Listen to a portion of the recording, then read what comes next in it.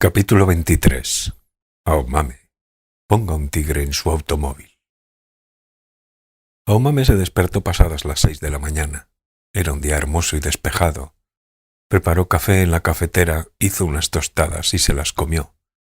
También preparó huevos cocidos. Vio las noticias en la televisión y comprobó que todavía no se había informado del fallecimiento del líder de vanguardia. Se habrían deshecho del cadáver a hurtadillas, sin avisar a la policía y sin comunicárselo a nadie.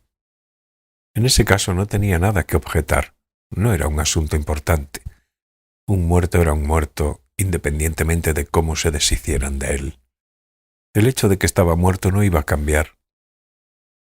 A las 8 tomó una ducha, se cepilló con cuidado el cabello frente al espejo del lavabo y se pintó los labios de un rojo suave que casi no se notaba. Se puso unas medias, se puso la blusa de seda blanca y el estiloso traje de Junko Shimada que había colgado en el armario. Mientras se meneaba y se retorcía una y otra vez para acostumbrar el cuerpo al sujetador con aros y relleno, pensó que le habría gustado tener el pecho un poco más grande. Debía de haber pensado aquello delante del espejo unas 72.000 veces. ¿Y qué importa?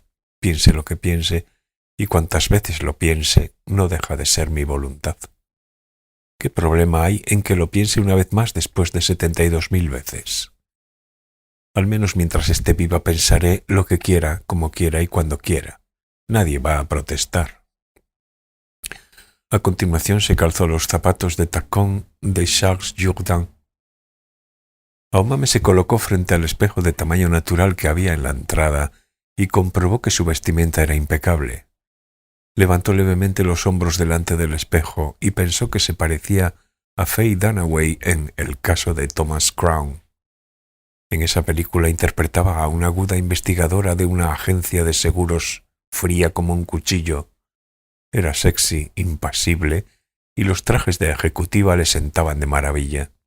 Aunque, obviamente, Aomame no se parecía a Faye Dunaway, tenía cierto aura. Por lo menos tenía algo de ella, un aura especial que solo una profesional de primera categoría podría destilar. Además, en la bandolera llevaba una semiautomática dura y fría. Se puso unas pequeñas gafas de sol Ray-Ban y salió del piso. Entonces entró en el parque infantil que había frente al inmueble, caminó hasta ponerse delante del tobogán en el que había estado sentado Tengo la noche anterior y rememoró aquella escena en su cabeza. Hace unas 12 horas, el Tengo real estaba ahí, separados solo por una calle. Había estado ahí sentado, solo y en silencio, mirando las lunas durante un rato, las mismas 2 lunas que ella miraba. A Aomame le parecía casi un milagro haber encontrado a Tengo de aquella manera. Había sido como una especie de revelación. Algo había conducido a Tengo ante ella, y ese acontecimiento parecía haber operado un gran cambio en la constitución del cuerpo de Aomame. Desde que se había despertado, Aomame no había parado de sentir en todo el cuerpo una especie de disensión. Apareció como salido de la nada y se marchó. No pudimos hablar ni tocarnos, pero durante ese breve periodo de tiempo, él hizo que muchas cosas en mi interior se transformaran. Agitó mi cuerpo y mi espíritu. Literalmente como si hubiera removido chocolate caliente con una cuchara, hasta las vísceras y el útero. Aomame se quedó allí parada durante unos 5 minutos, apoyó una mano en un peldaño del tobogán y, frunciendo un poco el ceño, golpeó ligeramente el suelo con el fino tacón de los zapatos. Se dejó invadir por la agitación de su cuerpo y de su espíritu y saboreó aquella sensación. Luego abandonó con determinación el parque infantil, salió a una gran avenida y cogió un taxi. Primero dirígete a Yoga y luego continúa por la ruta 3 de la autopista metropolitana hasta la salida de Ikejiri, le dijo Aomame al taxista. El taxista se sintió desconcertado, naturalmente. «¿Y cuál es el destino final, señora?», dijo en un tono de voz más bien flemático. «Por ahora, la salida de Ikejiri». «Bueno, entonces se llega mucho antes y vamos directamente a Ikejiri. Si fuéramos hasta Yoga daríamos un rodeo enorme y, además, A estas horas de la mañana la ruta 3 en dirección a Tokio está muy congestionada. Apenas se avanza. Puedo asegurárselo como que hoy es miércoles. Me da igual si hay atasco. Me da igual sea jueves, viernes o el día del cumpleaños del emperador. De momento haz el favor de coger la metropolitana en yoga, porque si es por tiempo, tengo de sobra. El taxista tendría entre 30 y 35 años. Era delgado, de tez blanca y rostro aguileño. Parecía un prudente animal herbívoro.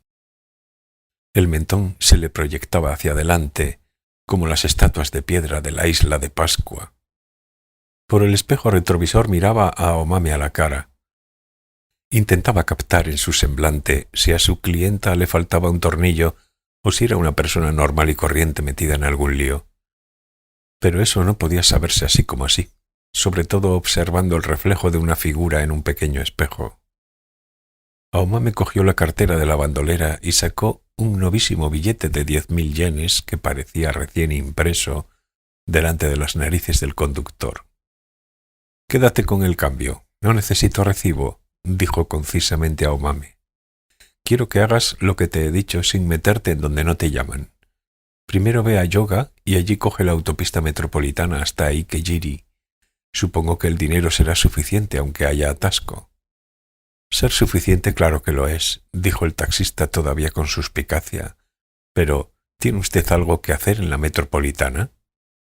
Aomame sacudió el billete como si fuera una bandolera. «Si no quieres ir, yo me bajo y cojo otro taxi, así que decídete de una vez si me llevas o no». El taxista frunció el ceño unos 10 segundos observando los 10.000 yenes. Luego se decidió y alcanzó el billete. Después de comprobar a la luz que era auténtico, lo metió en la bolsa de recaudación. «De acuerdo, vamos a la ruta 3 de la autopista metropolitana, pero le aseguro que va a haber un atasco horroroso. Y entre Yoga e Ikejiri no hay más salidas. Tampoco hay aseos públicos, así que si quiere ir al baño, vaya ahora». «No te preocupes, llévame ahora mismo, por favor». El taxista atravesó las intrincadas calles de la zona residencial y se metió en la circunvalación número 8. Siguiendo la atestada carretera se dirigió hacia Yoga. Entretanto no intercambiaron una sola palabra. El taxista escuchaba el noticiario de la radio. Aomame iba inmersa en sus pensamientos. Cuando llegaron a la entrada de la metropolitana, Aomame le pidió que bajara el volumen. «Perdone que me meta en donde no me llaman, señora, pero ¿tiene usted algún trabajo especial?» «Investigadora en una agencia de seguros», dijo Aomame sin titubear.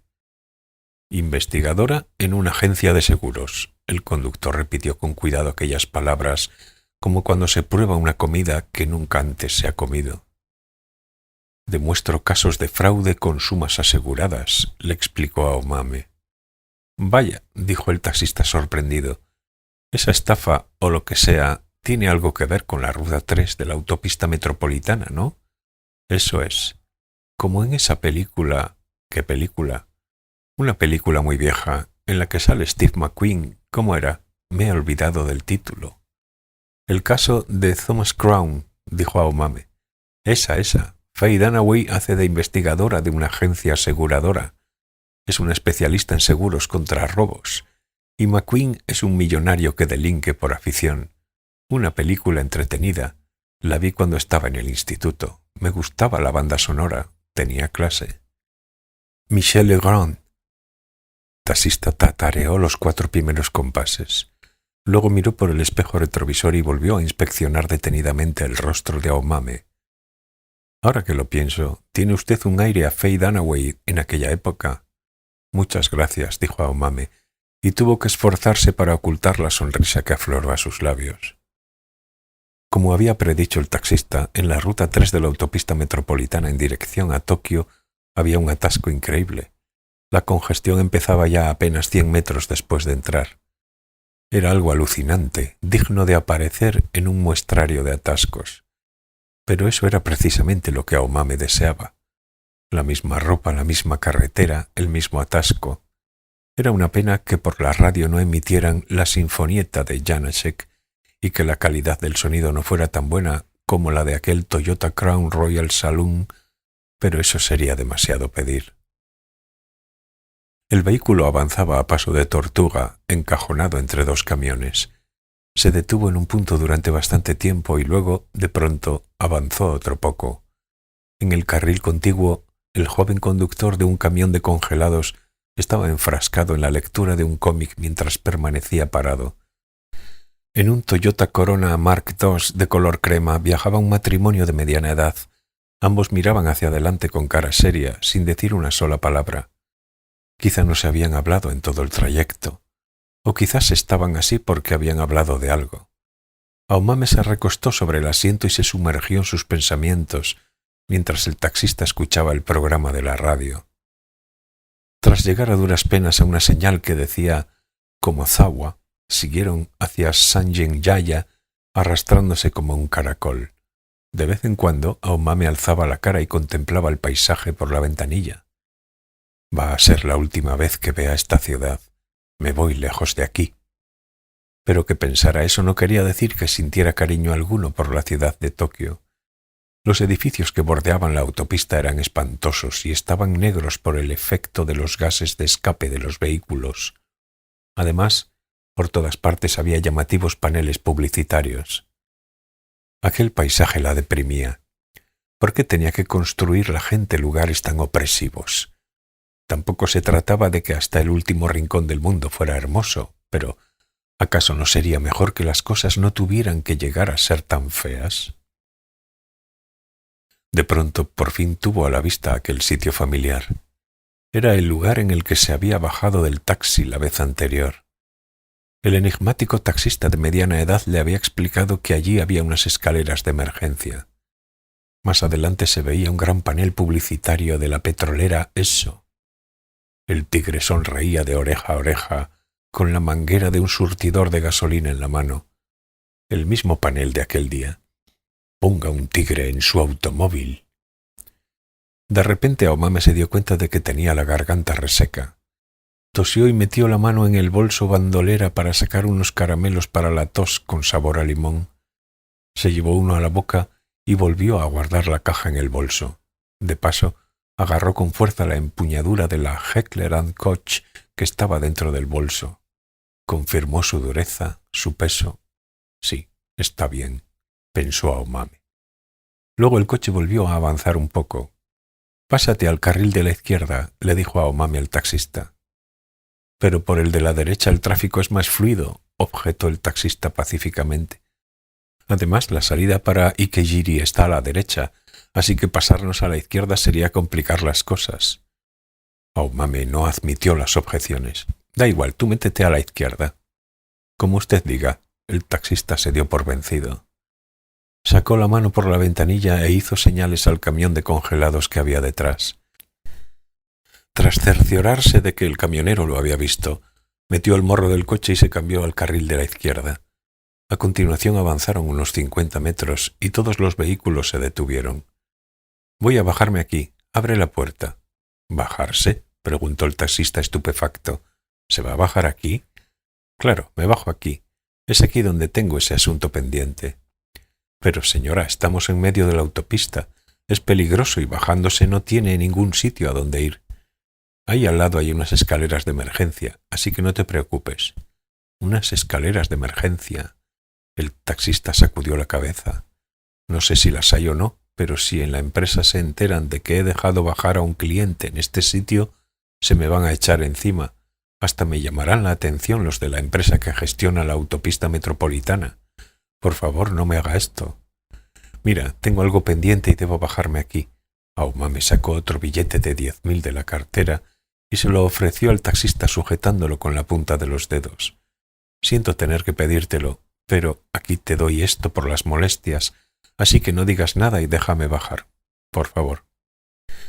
El conductor no aceptó el billete. Resignado tiró de la palanca que tenía a mano y la puerta automática del asiento trasero izquierdo se abrió. En Japón los taxis tienen puertas automáticas, nota del traductor.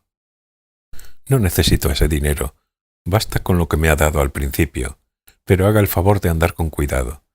En la metropolitana no hay arcenes y caminar por este sitio en medio de un atasco es muy peligroso». «Gracias», dijo Aomame. Después de apearse, Dio unos golpecitos en la ventanilla del acompañante y la luna se bajó. Entonces, asomándose por la ventanilla, le puso el billete de 10.000 en las manos. «Cógelo, por favor, no te preocupes, tengo dinero de sobra». El taxista miró alternativamente al billete y a Aomame. Ella le dijo: «Si la policía o la empresa te amonestara por mi culpa, diles que te amenacé con una pistola y que no te quedó más remedio.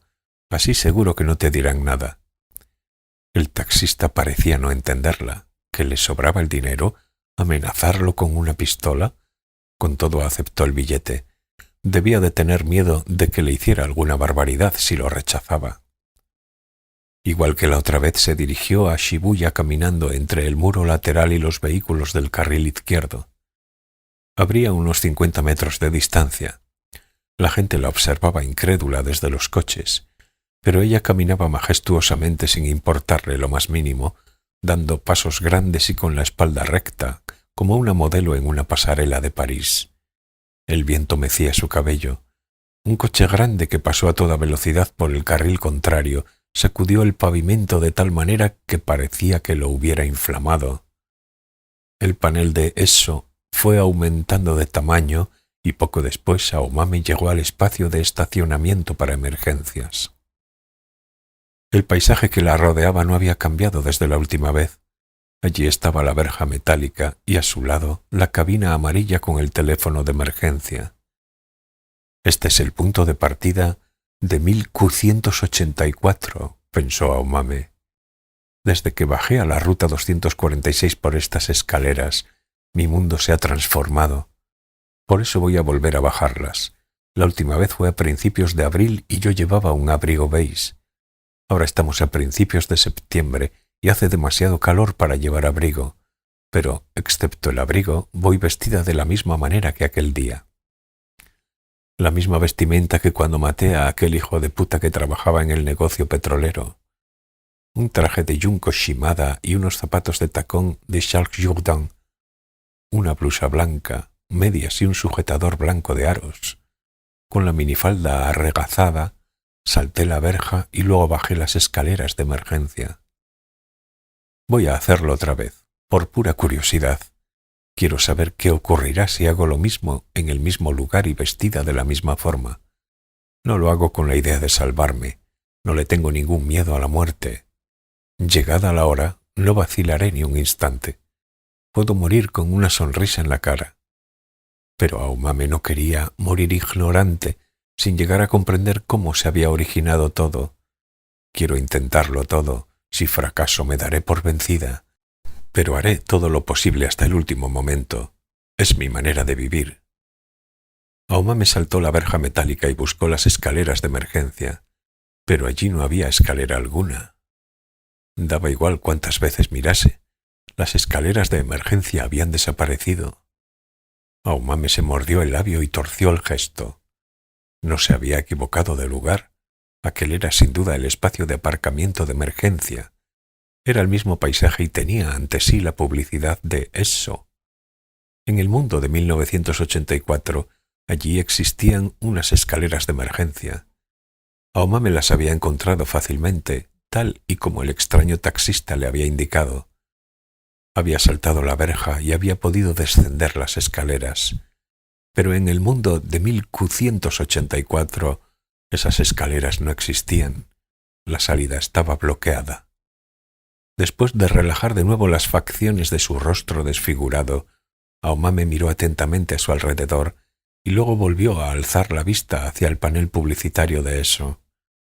El tigre le devolvió la mirada con la manguera en la mano y la cola enroscada hacia arriba mientras sonreía contento, como si tuviera una suerte inmensa y no pudiera ser más feliz.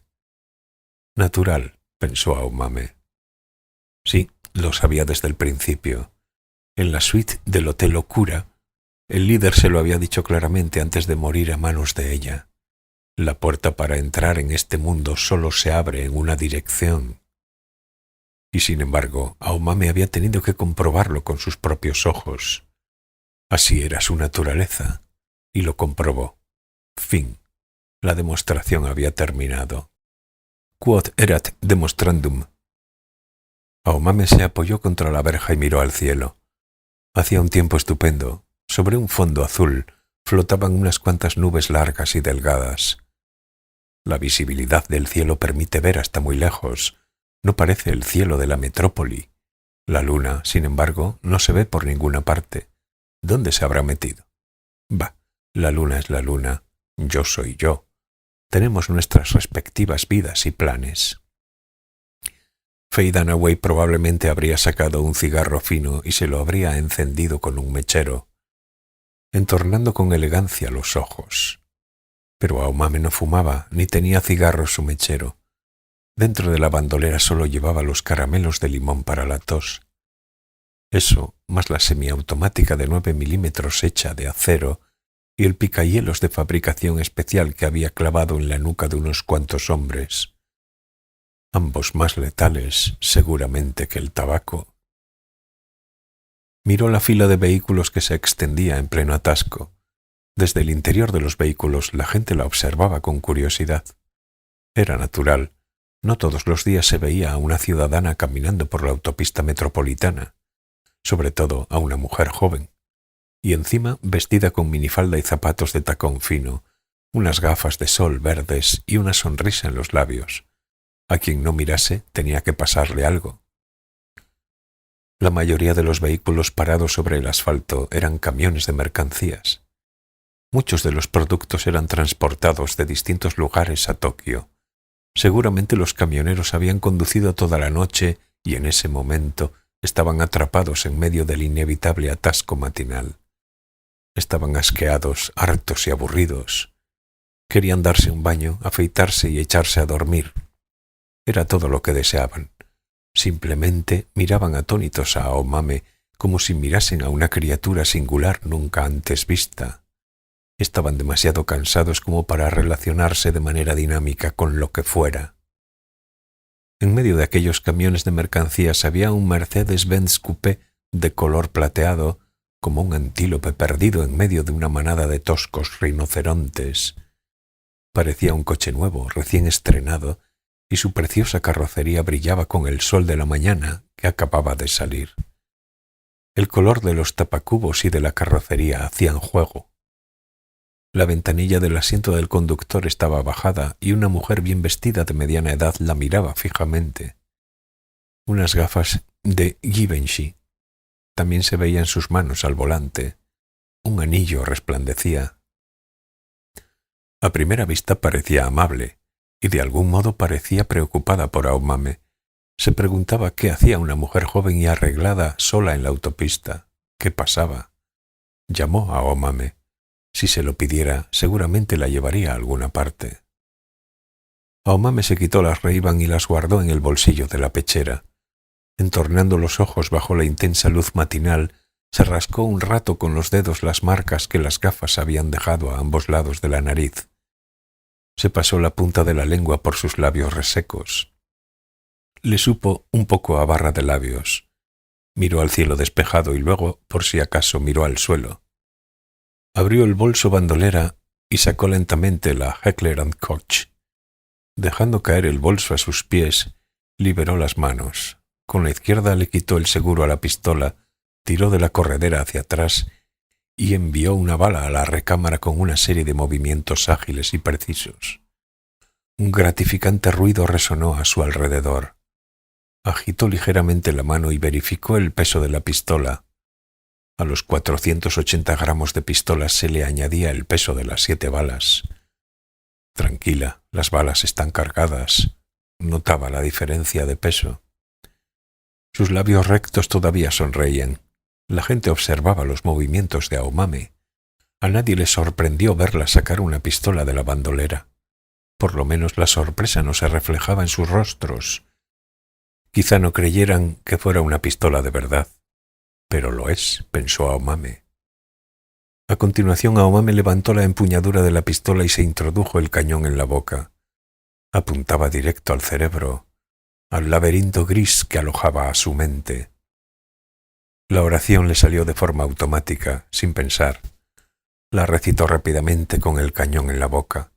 Nadie entendería lo que decía, pero no importaba.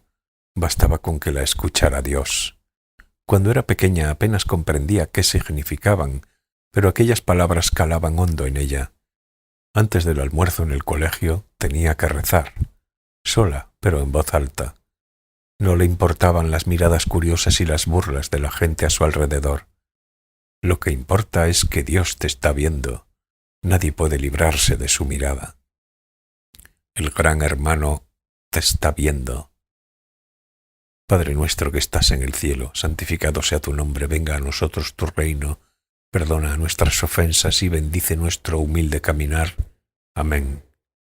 La bella mujer de mediana edad que agarraba el volante de su Mercedes-Benz nuevo todavía miraba fijamente a la cara a Aomame.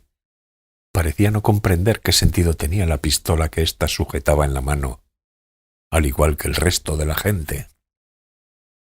Si lo comprendiera, apartaría la mirada de mí, pensó Aomame, porque como vea cómo vuelan y se esparcen por el aire mis sesos, no creo que sea capaz de almorzar ni de cenar hoy. Así que hágame caso y aparte la vista, le dijo calladamente Aomame a la señora. No me estoy cepillando los dientes. Tengo una semiautomática de fabricación alemana llamada Heckler & Koch metida en la boca. He terminado de rezar. Supongo que entenderá qué significa. Un consejo de mi parte, un valioso consejo. Aparte la vista, no mire, conduzca su Mercedes-Benz nuevo plateado y vuelva a casa sin más. Siga viviendo tranquilamente en esa bonita casa donde la esperan su marido y sus hijos. Esto no es algo que gente como usted deba ver. Es una fea pistola de verdad. Está cargada con 7 feas balas de 9 milímetros. Y como decía Anton Chekhov, cuando en una historia aparece una pistola, ésta debe ser disparada. Ese es el sentido de la historia. Pero la mujer no apartó la mirada de ella. Aomame se dio por vencida y sacudió ligeramente la cabeza. Lo siento, pero no puedo seguir esperando. Fin del juego. Que comience el show. Ponga un tigre en su automóvil. ¡Jo, jo!, dijo el Little People burlón. ¡Jo, jo!, dijeron los otros 6 a coro. Tengo, dijo Aomame, e imprimió fuerza al dedo colocado en el gatillo.